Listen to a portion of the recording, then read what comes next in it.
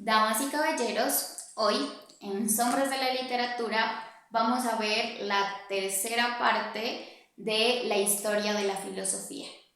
En el primer video de la historia de la filosofía miramos los orígenes.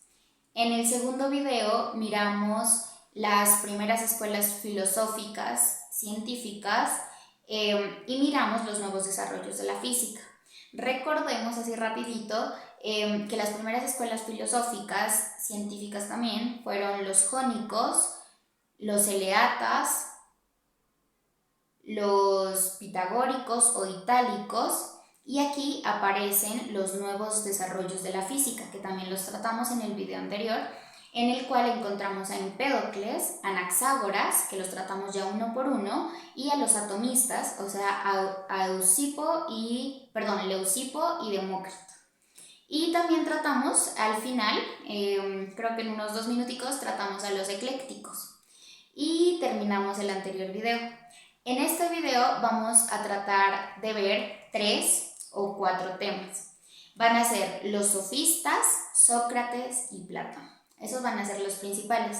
Espero que alcancemos a ver rapidito las escuelas socráticas menores o Aristóteles. Pero ahorita la programación es esa. Los sofistas, luego Sócrates y luego Platón. Entonces vamos a comenzar. Resulta que, como les había comentado antes, estos videos están basados en un libro principal que se llama El pensamiento antiguo de Mondolfo, escritor italiano, pero este libro son 2 tomos, El pensamiento antiguo tomo 1 y tomo 2. Y aparte de eso hay datos que voy dando de otros libros, como por ejemplo en anteriores videos de libros de Stanislaw Zuleta, o a veces también por ejemplo nombres o parafrasear de diferentes textos. Y lo voy diciendo conforme voy hablándolo. El libro de Mondolfo también se divide por libros precisamente. Ahorita, en el siguiente libro, que es el que vamos a tratar hoy, o en este momento, es el predominio del problema antropológico. Aunque suene ya desde ahorita empieza a sonar así como un poquito feíto, no. Ven, el predominio del problema antropológico. Antropológico, como creo que ya les había dicho, antropológico, cuando miren la palabra antropo o antropos, es hombre. Y la antropología es como el estudio del hombre. Entonces, aquí es cuando comienza, aquí vamos a ver algo un poco más maravilloso y un poco más humano, más antropológico. Y es porque en los anteriores videos hubieron muchos filósofos, muchas escuelas, como el recuerdito que hicimos al comienzo, en donde muchos de los filósofos eran naturalistas, eran científicos, eran físicos, hablaban de constituciones y de muchas cosas. Pero aquí, en este instante, los filósofos griegos comienzan a cambiar. Obviamente siguen trabajando la química, la física, o sea, como les comentaba en el anterior video, el filósofo es muy completo. No es como los filósofos de hoy en día que dicen, yo soy filósofo, o soy sabio, o ya me creo tanto por haber estudiado filosofía. Mentiras. Los filósofos de antes no solamente estudiaban la filosofía como tal o las literaturas como tal, sino que también estudiaban química, las constituciones de los elementos, estudiaban biologías, por eso también se les llama naturalistas. Pero bueno, aquí ahorita vamos a comenzar con los sofistas. Pero antes de comenzar con los sofistas, vamos a decir por qué comienza el problema antropológico y por qué empieza a predominar en los griegos. Resulta que Grecia pasa de estos naturalistas, de estos Empédocles, Anaxágoras, eleatas, jónicos, pasa de todas estas escuelas, empiezan a aparecer los sofistas. Mucha gente, cuando escucha la palabra sofistas, piensa que son los más malos, como los que eran los degenerados de Grecia, pero no. Vamos a ver cómo nacen los sofistas. Y realmente es muy curioso porque hay muchos sofistas que fueron muy respetados porque realmente lo merecían. Otros sí eran muy utilitarios, pero otros no.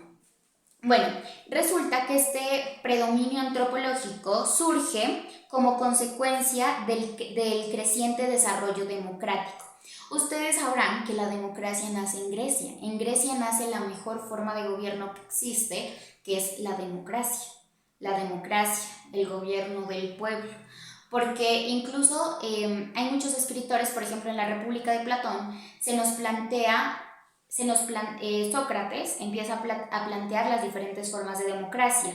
Y resulta que cuando las plantea, él habla acerca del rey, por así decirlo, del rey, monarquía, habla de la oligarquía, de la aristocracia, de la democracia y de la tiranía. Y dice que de todas estas, la mejor es la democracia. Y aunque ahora haya muchas falencias, porque no todo el mundo entiende la democracia y no todo el mundo entiende muchos conceptos, es la mejor forma. Al menos no es tan humillativa y tiránica como las otras. Aunque muchas personas todavía no sepan lo que es realmente la democracia y no ejerzan todavía sus derechos que por algo han sido creados y que de alguna forma les benefician pero que no toman. Bueno, entonces como les digo, en Grecia resulta que surge la democracia y surge como la forma de gobierno como la moda, por así decirlo, ¿no? Y surge como algo creado para y por los sabios, ¿no es cierto? Entonces, cuando empiezan a surgir estas democracias, después de las guerras persas, porque si podemos recordar, Grecia hubieron las guerras médicas y las guerras del Peloponeso, ¿no es cierto? Las guerras médicas fueron las guerras contra Persia. Recordemos que Persia fue el imperio, yo pues lo considero el primer imperio conquistador y como más bárbaro que existe, antes incluso de los romanos. Entonces resulta que los persas empezaron a conquistar y a conquistar y a conquistar cuando de repente se vienen para acá, para Grecia. ¿Por qué vienen por Grecia? Porque su propósito era subir por Roma y empezar a conquistar el resto de Occidente. Imagínense que si los griegos no hubieran detenido a los persas, podríamos decir incluso que no hubiese existido ni siquiera el Imperio Romano. Se hubiera dado una sumisión total a los persas. Pero, ¿quiénes detuvieron a los persas? Los griegos. Se les llamaba a los espartanos, que son griegos, se les llamaba los mejores guerreros de su tiempo. Y ellos, y pues muchas otras ciudades griegas que también enviaron a sus guerreros para defender de alguna forma toda Grecia, fueron los que pudieron sostener a los persas y empezarlos a apartar incluso, hasta que luego Alejandro Magno incluso empieza a arrinconarlos, ¿no es cierto? Pero todavía no estamos en Alejandro Magno. Entonces, como nos podemos dar cuenta, después de las guerras médicas, que son las guerras de Grecia contra Persa, empieza a surgir una democracia, surge la democracia y entonces empieza a haber un consciente desarrollo de las personas, de las ciudades, de la comunidad. ¿Por qué? Porque resulta que el que antes nomás podía ser un herrero, el que antes nomás podía ser un alfarero, el que antes nomás era un comerciante, ahora tiene derecho a ser político. Así no venga de una familia real, así no tenga mucho dinero para ser parte de una aristocracia, pero puede ser político. Entonces, resulta que pero los políticos, aquí no era pues el que quiera puede ser político, tampoco, tenía que tener una educación. Pero entonces ya la educación ya no era el gobierno de estos que están acá, de los pocos, ahora ya todos podían participar. Entonces estos que están acá, que a veces ni estudiaban porque creían que no, pues no, ¿para qué? ¿No es cierto? Estos que están acá se empiezan a dar cuenta que requieren el estudio, un nivel de estudio. Requieren profesores. Y así es como empiezan a nacer los sofistas, como profesores. Pero bueno, resulta que los maestros, como les digo, los profesores de ese tiempo, deben tomar en cuenta que ahora también deben preparar a una clase o a una élite de hombres políticos y dirigentes. ¿Eso qué quiere decir? Que ahora los que antes eran filósofos y estudiaban solamente no, y estudiaban y que eran también naturalistas, ahora se dan cuenta que ahora, si ellos quieren enseñar, estos filósofos que se dan cuenta que tienen este poder de la enseñanza, se dan cuenta de que ahora a los hombres que van a educar ya no son solamente hombres que vienen, se sientan a escucharlos y aprenden y hacen preguntas, sino que ahora estos hombres que están acá para escuchar a los filósofos necesitan también una educación política, porque buscan ser dirigentes. Entonces los filósofos son los primeros en darse cuenta de esto, los filósofos o profesores, por así decirlo. Entonces, Entonces se dan cuenta que necesitan un conocimiento general de las cosas humanas. O sea, se dan cuenta que ya no solamente es la ética, que ya no solamente es la biología, la química, la física, las constituciones, Empédocles, Anaxágoras, sino que ahora se dan cuenta que tienen ya que empezar a tener un conocimiento general de las cosas humanas antropológicas, por eso, predominio del problema antropológico, porque después de esto griega no se recupera. Pero bueno, que necesitan un conocimiento general de las cosas humanas, la cultura y de la vida espiritual incluso. También se empieza a desarrollar la habilidad dialéctica. ¿Ustedes se acuerdan de nuestro primer dialéctico? El que fue nombrado como primer dialéctico tanto por Platón como por Sócrates fue Zenón, ay, no me acuerdo el apellido, pero bueno, Zenón, ¿no es cierto?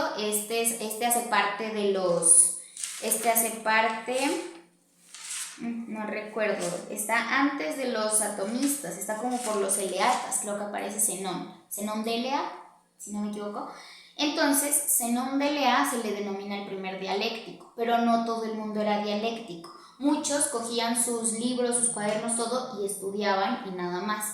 Pero ahora resulta que se dan cuenta de que ahora no solamente tienen que ahora no tienen que estudiar constituciones, físicas y todas esas cosas, sino que ahora también tienen que estudiar sino que ahora también necesitan un conocimiento general de las cosas humanas. ¿Por qué? Porque ahora los hombres quieren ser políticos y dirigentes, ¿no es cierto? Entonces, bueno, los maestros empiezan a dejar, y aquí empieza lo primero de cómo nacen los sofistas, gente.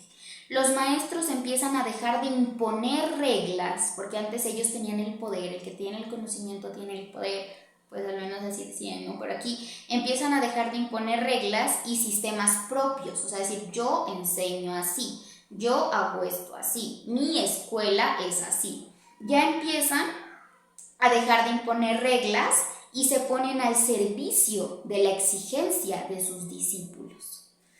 O sea que empiezan a perder el poder sobre lo que ellos querían enseñar. De alguna forma es bueno, porque sus discípulos ya pueden tener de alguna forma un acercamiento mucho más profundo con sus maestros, que ya no solamente son tajantes e imponen reglas. Pero, por otra parte, muchos de los discípulos ya no pedían un estudio profundo de las cosas, sino un estudio generalizado. Y ahí empieza la decadencia, gente. Pero bueno, entonces así, cuando estos maestros se dan cuenta de que ya no tienen que tener sus reglas y su dirigencia y todas esas cosas, sino que ya tienen discípulos que les empiezan a exigir, entonces aparecen los sofistas. Así es como aparecen los sofistas, gente. Los sofistas eran profesores. Entonces, tenemos que rechazar ese concepto tradicional que agrupa a todos los sofistas en una dirección común de individualismo y subjetivismo. Presentes, es cierto, en algunos de ellos, pero rechazados por otros. Los sofistas, esto es algo que hay que tener muy en cuenta. Mucha gente piensa que los sofistas fueron una escuela y no, los sofistas no fueron una escuela, no. Se les denominó sofistas a los que utilizaban el conocimiento de forma utilitaria, o sea, para ganar dinero, así no sean buenos profesores y no tengan conocimiento de las cosas como tal.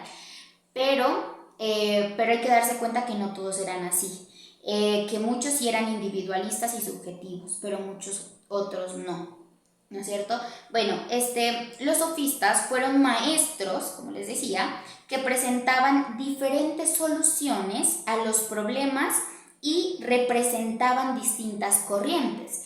¿Qué quiere decir que representaban distintas corrientes? Eso quiere decir que había, por ejemplo, supongamos, un chico nacía en la ciudad, el papá era un pequeño comerciante, entonces supongamos que el papá quiere que su chico, que su niño, sea un gran dirigente. Entonces contrata a un sofista y le dice, mire, enséñemele y yo le pago tanto por su enseñanza. Entonces que él se le llama sofista o maestro le empieza a enseñar. Pero este profesor, supongamos que este profesor es pitagórico, que de alguna forma enseña desde las matemáticas y desde las enseñanzas de Pitágoras. Otro profesor por ahí, supongamos que es jónico, que enseña desde las primeras enseñanzas de de Tales de Mileto, Anaxágoras o Anaximandro de Mileto, supongamos.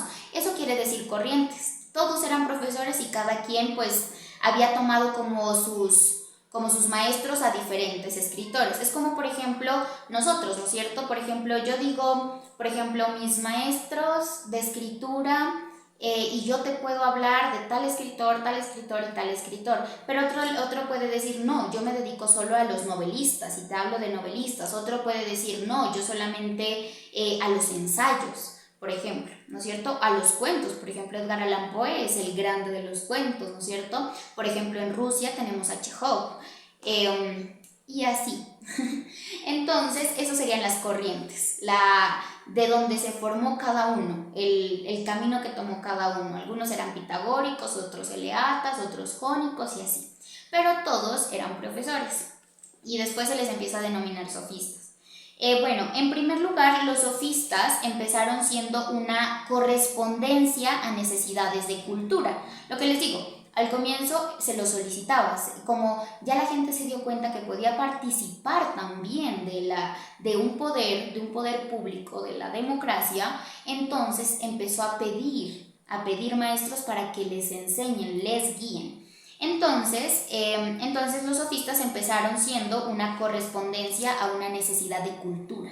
La gente, como ya se dio cuenta que podía ascender al poder, también se dio cuenta que necesitaba cultura para convencer al poder. Y también dentro de esta cultura está la dialéctica, no la olvidemos. Luego, esta misma razón es el origen del descrédito posterior. ¿Esto qué quiere decir? Al comienzo los sofistas fueron como... al comienzo los sofistas fueron como salvadores, por así decirlo. Pero después, esta misma fue la causa de su desgracia. Porque después los mismos sofistas empiezan a volverse, empiezan a requerir una utilidad de lo que hacen, o sea, pedir más y más y más dinero. Y el verdadero filósofo, como decía Sócrates se dice que odiaba a los sofistas y que rescataba muy poquitos, porque él se dio cuenta de que los sofistas decían que la filosofía y el conocimiento no es utilitario. Y que aquel que quiere aprender para convencer a los otros o para ganar algo de los otros, está haciendo todo menos aprender, porque el conocimiento empieza siendo para ti mismo. Y luego para enseñar a los demás, sin ningún fin utilitario. Pero bueno, la filosofía es una especie de amor, como habíamos hablado antes, esto es importantísimo, la filosofía es una especie de amor a lo bello y de ejercitación en los discursos, ¿no es cierto? Y esto es muy diferente al sofista. El sofista se juzgó como al ser, como a la persona que juzga sapientismo, que cree tener inteligencia y que tiene toda verdad, que posee toda verdad. Aquí comienza el problema de los sofistas con los filósofos. Los filósofos se dan cuenta que empiezan a nacer sofistas por doquier. Como ahora, por ejemplo, en nuestros tiempos. En nuestros tiempos hay gente que cree saber por todas partes, pero que realmente no sabe y no se esfuerza por saber. Mientras hay otros tantos que son muy poquitos, que estudian. Por ejemplo, en nuestros tiempos hay un grande que está haciendo cosas increíbles. No he tenido la oportunidad de leerlo mucho, pero por ahí algunos artículos he visto, y es Zizek. Zizek se llama, no recuerdo el apellido, pero es Zizek. Y está haciendo, por ejemplo, unos análisis de Hegel, una cosa impresionante. Y aún así hay mucha gente que ahora entra a estudiar filosofía y no se esfuerza ni un poquitito. Y ni saben ni siquiera que existieron los naturalistas. Pero bueno, entonces aquí podemos ver una clara diferencia entre el sofista y el que quiere saber. Porque el saber es una especie de amor hacia el conocimiento y a lo bello. En cambio, el sofista cree tener sapientismo, cree tener conocimientos y cree poseer todas las verdades. Cuando el filósofo realmente sabe que no posee nada y que por eso hay que trabajar tanto por conseguirlo. Bueno, hay una frase aquí de Jenofonte que dice: yo recomiendo la necesidad de cuidarse de los sofistas, así decía Jenofonte. Yo recomiendo la necesidad de cuidarse de los sofistas y de no desvalorizar los razonamientos de los filósofos. O sea, decía, mira con cuidado quién es filósofo y quién es sofista. El sofista tiene una necesidad de enseñar, una necesidad de decir, escúchenme, no sé, contrátenme. En cambio, el verdadero filósofo lo único que quiere es buscar razonamientos. Y poseen razonamientos, razonar. Por eso dice, cuídense de los filósofos, de los sofistas. Cuídense de los sofistas y no desvaloricen los razonamientos de los que sí son filósofos. Y Aristóteles, aquí les tengo una frase de Aristóteles, porque Aristóteles era otro que nos andaba juzgando, andaba juzgando pues a los sofistas. Aristóteles dice, en efecto, la sofística es una sabiduría aparente, pero no real. Y el sofista es un traficante en sabiduría aparente, pero no real. Duro, ¿no? O sea, está diciendo, aquí lo dice más clarito que el agua. Pues ahora el agua no es tan clara, pero pongamos el río Leteo de Grecia. El famosísimo y poético río Leteo, el río del olvido, ¿no? Pero bueno, dice, ¿no es cierto? Dice que el sofista es de sabiduría aparente. Lo que decía Xenofón, lo que nos dice Mondolfo en su libro, dice el sofista cree tener toda la verdad, cree nada más, pero no posee nada. Y dice Aristóteles que el sofista es un traficante de sabiduría.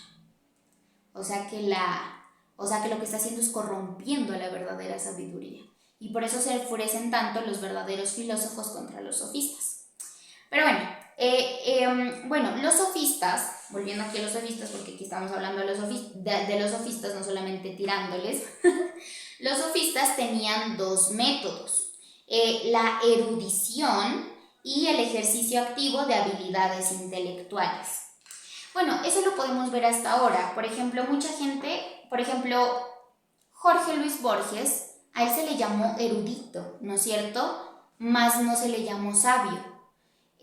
¿Por qué? Aquí va. La erudición, yo la entiendo de esta forma, tal vez me equivoque, me lo pueden decir, pero yo entiendo la erudición como el arte de la memoria, de un estudio tan profundo sobre muchas cosas que te permite una memoria y un desenvolvimiento total sobre muchos temas. Esa es la erudición, por eso a Borges se le llamaba erudito, porque Borges, uno va a escuchar 5 minutos de Borges que hable y ya te ha nombrado 10, 15 escritores, métodos de escritura, formas, ¿no? Funciones, la forma y la función que es tan importante en los textos y que es un tema del que también me gustaría hablarles, pero esa forma y esa función son cosas profundas realmente. Entonces, pero a Borges se le llamó erudito. En cambio, el genio ya es otra cosa. El genio es algo que parece venir de manera mística y sobrenatural sobre un simple ser humano, ¿no es cierto? Pero bueno, entonces dice que nuestros sofistas tenían dos métodos. La erudición, como les digo, como ese arte de hacerles a los otros memorizar algo, profundizar, repetir y repetir y repetir para que algo se quede en la cabeza. Yo no tengo nada en contra de la erudición, porque la verdad a mí por ejemplo, a mí me gusta la poesía, la declamación de poesía, la declamación poética, y por supuesto, memoria para aprenderme las poesías y poder declamarlas bien. Pero para lo que sí nos sirve la memoria es para desenvolverse y para tener un pensamiento crítico. Por eso se dice que los colegios son 100% memoria y no hay un desarrollo del pensamiento crítico en los jóvenes, que es lo que más se necesita. Ya la memoria, el que realmente quiere memorizar algo es porque le gusta algo y se esfuerza hasta que lo memoriza. En cambio, si se enseña un pensamiento crítico, se ayuda a los otros a llegar a aquello que les gusta, a tomar su camino. Igual el mundo es grande para que cada uno pueda tener un camino diferente. Entonces, la tierra es ancha como una pena india, dijo Atahualpa Yupanqui.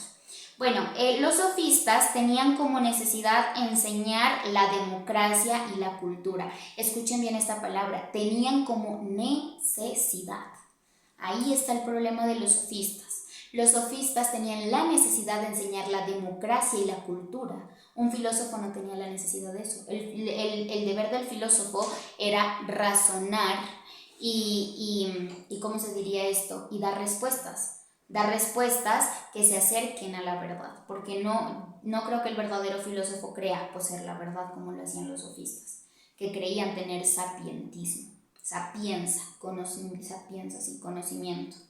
Bueno, los sofistas exaltaban el poder de la palabra. Los sofistas exaltaban el poder de la palabra. Y aquí aparece esta crítica y acusación que dice: los sofistas quieren hacer fuerte las razones débiles y las débiles fuertes. Aquí está el problema. Miren lo que les dice: ustedes, los sofistas, quieren hacer fuerte a lo débil y a lo débil fuerte. Bueno, aquí está. Ahora que ya les dije como la historia de los sofistas y sus principios o sus enseñanzas básicas, les voy a decir algunos sofistas. El primero es Protágoras de Abdera. La verdad, yo quiero mucho a Protágoras, me encanta Protágoras, pero aparece aquí. Y como les digo, no todos eran malos sofistas. Aquí les voy a hablar de los buenos sofistas. Pero pues de alguna forma sí hay métodos extraños por ahí de algunos sofistas. Bueno, Protágoras de Abdera nos dice que el conocimiento es relativo, y aquí nos dice una cosa importantísima: el hombre es la medida de las cosas. Loquísimo, ¿no? Aunque bueno, luego aparece otro que es más loco, no me acuerdo quién es, que dice: el hombre es la medida de sus pensamientos, creo que dice, poniendo como no las cosas como cosa principal, como pone Protágoras de Abdera, dice el hombre es la medida de las cosas, sino que que llega y dice el hombre es la medida de su pensamiento, pone como razón el conocimiento. O sea, el hombre es la medida de aquello que pueda razonar. Eso es más loco, ¿no? Tal vez por esto también eran criticados los sofistas, porque no pensaban muy bien para hacer tan siquiera las frases. Protágoras de Abdera dice... ya sé. Resulta que hay muchos escritores de los que no se tiene registro, ¿no es cierto? Muchísimos. Por ejemplo, de la extensa obra de Platón se conocen muy pocos libros, entre esos El Banquete, La República, que son los dos más conocidos, pero también está el Critías, está el Fedón, bueno, hay muchos. Hace poco me leí La República, no la había leído, porque me daba como miedito, porque yo pensé que eran tratados y cosas así, dije... pero me la leí y qué cosa tan maravillosa, gente. Tenemos que hablar también de la República, pero es difícil. Les recomiendo mejor como una lectura, y no es tan dura. No es una lectura tan dura la República de Platón. Les doy una pequeña reseñita antes de continuar. La República de Platón, en realidad, los libros, en realidad de Sócrates, el personaje principal, el que él comienza a crear una república, dice la república perfecta. Es cosa impresionante, o sea... es cosa maravillosa, es como si Sócrates comenzara a soñar. Y ustedes van a decir: ay, pero qué pereza, la república perfecta, Es que ustedes se van a sorprender. Yo conforme, o sea, hay pequeñas partecitas que yo decía, qué aburriditas, o sea, unas 2, 3 paginitas que yo decía, pero por ratos yo quedaba estupefacta. Pero sí, la República de Platón también la podemos hablar. Pero bueno, continuando, como les decía, no se tienen todos los textos de los escritores, obvio no. ¿Y cuál fue una de esas razones? Que los romanos nos hayan quemado la biblioteca de Alejandría y la biblioteca de Pérgamo, que también estaba empezando a surgir. Pero bueno, otro día también hablamos de las 2 bibliotecas de Grecia. El todo es que sí hubieron recopiladores, o como les llamásemos, historiadores de alguna forma, de otros escritores. Y entre esos tenemos al más maravilloso de todos, que yo lo adoro porque gracias a él conocemos mucho de otros escritores y de los pensamientos y todo, porque él fue un recopilador, y no es nada más y nada menos que Sexto Empírico. Maravilloso. Sexto Empírico. Sexto Empírico nos va a explicar a Protágoras. Sexto Empírico Sexto Empírico viene a decir que el hombre es el medio de juicio de todos los hechos, de los que son en cuanto son y de los que no son en cuanto no son, y por ello cada hombre admite aquello que le parece y así introduce la relatividad. Aquí estamos hablando de lo que Einstein nos viene a hablar hace poquito, ¿no? La relatividad. Y aquí nos la habla sexto empírico hace miles de años más. Y bueno, miles de años más tampoco. Pero bueno, nos lo viene a hablar sexto empírico sobre la relatividad. Cuando Protágoras nos dice que el hombre es la medida de las cosas, medida es el criterio de juicio que tiene sobre los hechos. O sea, nos dice que el hombre, según el criterio que tiene, puede analizar algo.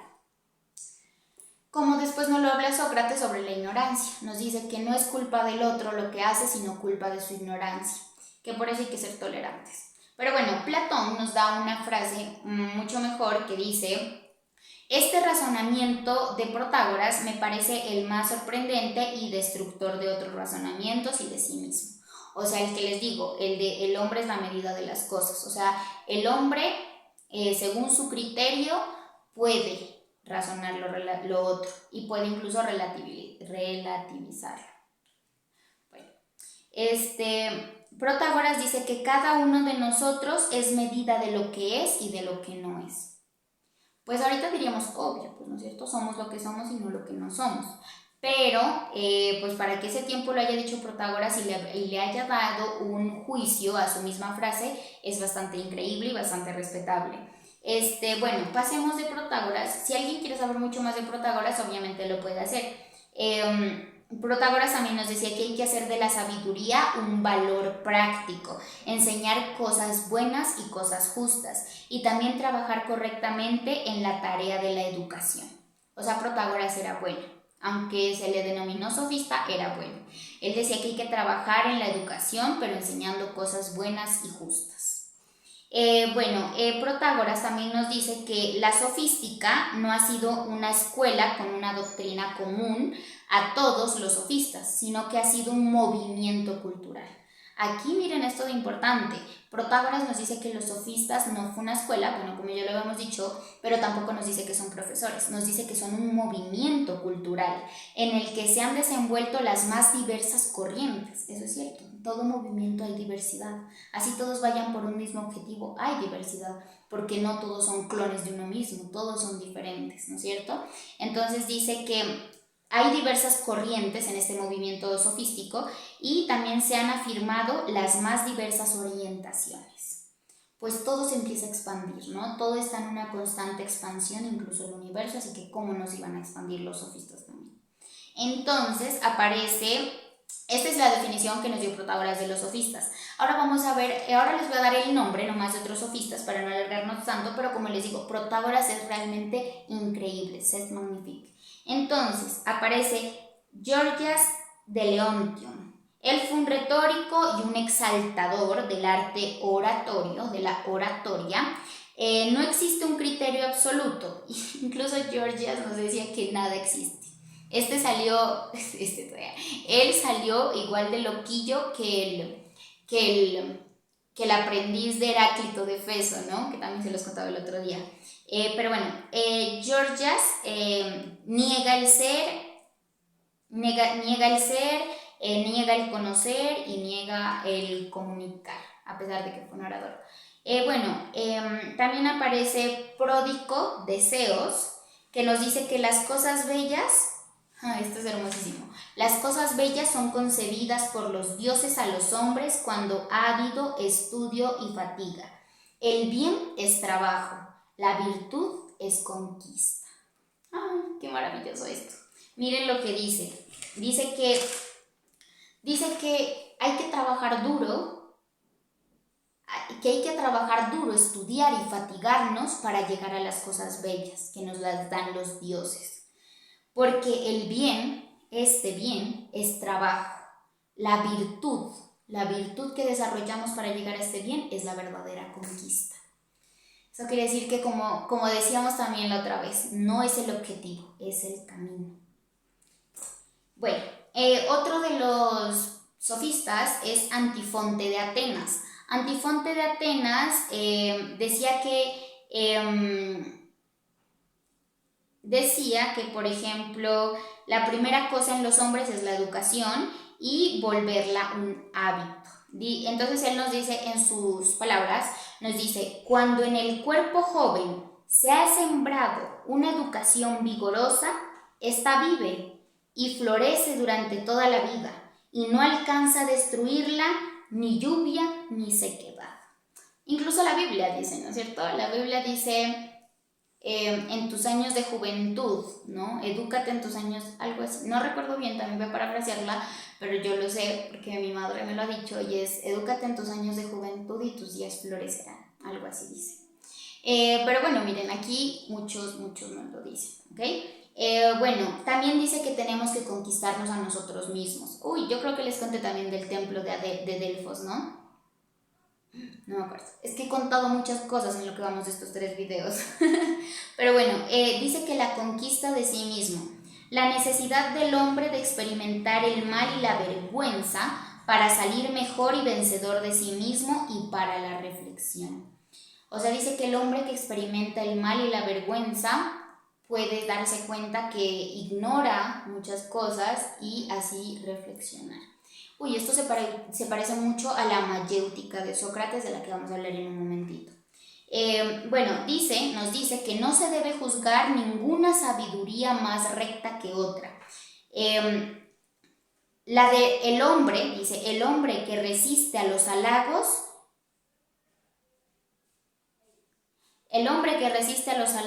ha logrado dominarse y vencerse a sí mismo. El hombre que resiste a los halagos.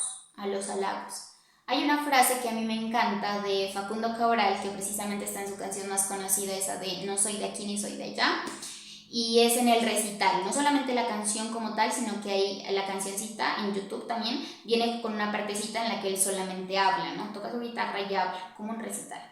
Y él dice esto que dice aquí, dice, el que resiste a los halagos se domina y se vence a sí mismo. Y Facundo Cabral lo dice así, dice, el que acepta un halago empieza a ser dominado, porque el hombre le hace caricias al caballo. ¿Para qué? Para montarlo. Entonces mucho cuidado con los halagos, que a veces solo los enemigos dejan rosas. Decía otra frase por ahí que si no me equivoco es de Oscar Wilde. Esto aquí también aparece Protágoras, nuestro querido Protágoras. Entonces, como podemos ver, estos son los sofistas que nombré, obviamente habían demasiados más, pero estos son como importantes, por así decirlo, y tenían un pensamiento bastante genial.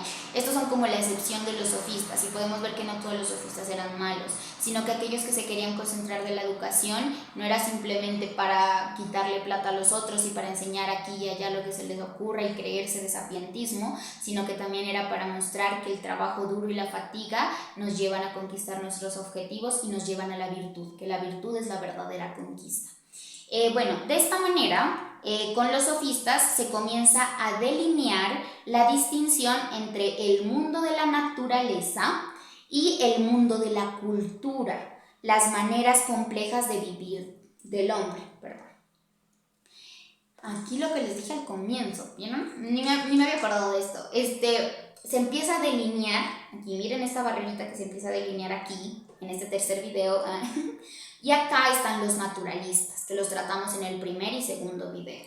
Y acá el hombre ya deja este naturalismo de lado, esta parte científica, esta parte física, química, de la biología, la deja de lado y se adentra a la cultura y a los problemas que hay dentro del hombre y la cultura y la sociedad y las comunidades. O sea, aquí está, gente, esta es la distinción entre lo que habíamos visto y los sofistas. Los sofistas ya empiezan a ser como un instrumento, como unos maestros para ayudar al desarrollo, más que todo político y obviamente cultural, del pueblo.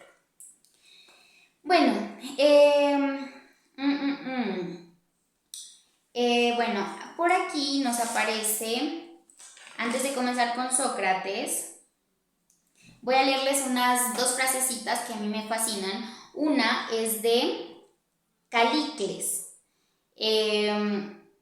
Hay que saber la diferencia entre conocimiento, opinión. La opinión no es conocimiento. Cuando una persona opina no es porque sepa. Por ejemplo, yo, cuando hago la opinión sobre algún tema no es porque yo lo sepa en total. o puede que sepa un poquito, pero al mismo tiempo que no. Miren, Estanislao Zuleta, no. En la República de Platón se delinea esto también. Aquí hagamos 3 lineecitas. 1, 2, 3. Aquí está de la puerta, puede ser la tercera. Entonces 2 y 3. En la primera línea está el conocimiento.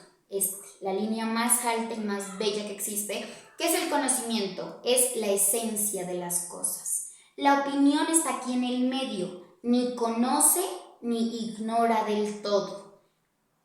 Pero se puede confundir demasiado. Y acá está la ignorancia, que la ignorancia es el no ser, lo que no se sabe, lo que no se conoce. Y acá está, como les dije, el conocimiento, que es el ser, lo que sí se conoce.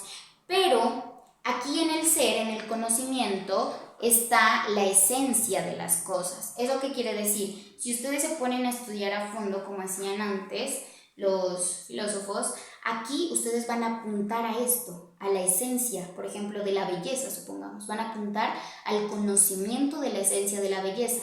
En cambio, el que opina únicamente conoce los objetos bellos. Dice, esto es bello, esto no es bello. Pero no puede decirlo totalmente porque ni siquiera sabe lo que es la belleza como tal. O sea, la esencia es algo poderoso. Por eso también nos dice, Platón creo que dice que hay personas que conocen mucho sobre muchas cosas, y que conocen la razón de todas esas cosas, o sea, que conocen la razón de un grupo de cosas. Pero hay otros que son los más duros, los más guau, los más increíbles, que son los que cogen una sola cosa y tratan de buscar toda la razón de esa cosa. Porque así es la cosa más pequeña que existe. Por ejemplo, aquel que se dedica a estudiar un átomo en toda su vida, solo el átomo, puede llegar más lejos que aquel que se dedica en toda su vida a hacer miles de cosas. Eso es increíble. Pero bueno, aquí hay una frase de Calícles que dice, creo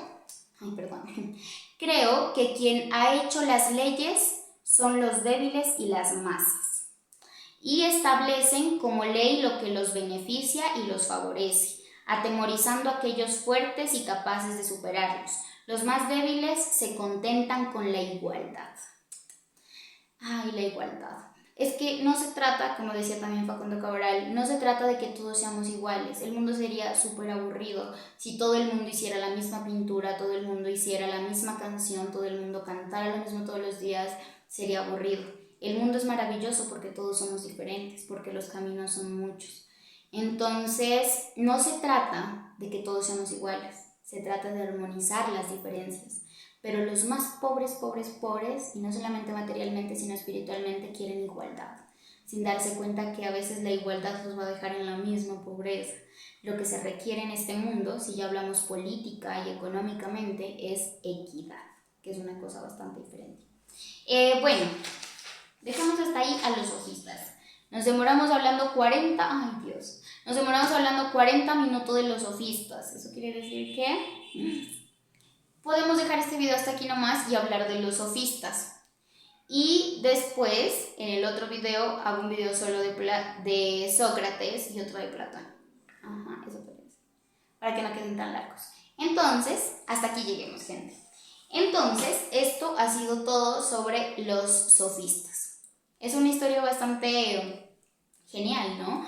Y yo cuando leí todo esto, porque yo tenía una concepción súper utilitaria y superflua de los sofistas, me di cuenta de que no, que realmente los sofistas nacen